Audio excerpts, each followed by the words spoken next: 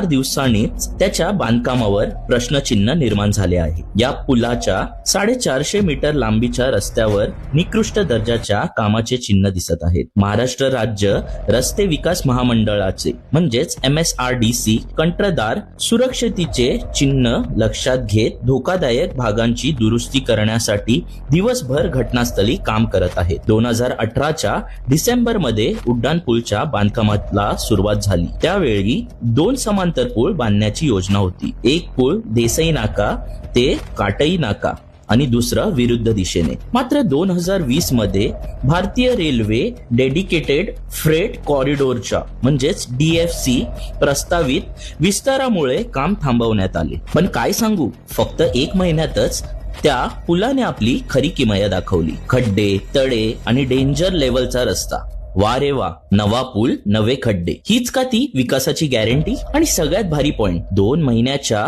पुलाला patchwork. अरे म्हणजे bridge सोबत फ्री सर्व्हिसिंग स्कीमच मिळतंय की काय? ज्या पुलाला उद्घाटन होऊन 2 महिने पण झाले नाहीये, त्या पुलावर आता पॅचवर्कची कळा दाखवली जाते. पहिल्यांदा हे पॅचवर्क कसं दिसत होतं ते तुम्ही पाहिलं होतं. आता बघा पुन्हा हेच सुरू आहे. डोंबिवलीकर म्हणून आपण हे खड्डे चुकवत जीव धोक्यात घालून प्रवास करतोय. KDMC ने मोठे बॅनर लावले, यांनी पूल बांधला, त्यांनी उद्घाटन केला. आता एक काम करा, मोठे बोर्ड लावा. या पुलाची वैधता किती आहे, या पुलाची एक्सपायरी डेट काय आहे आणि हा पूल कोणत्या महान ठेकेदाराने बनवलाय त्याचं नाव पण लिहा.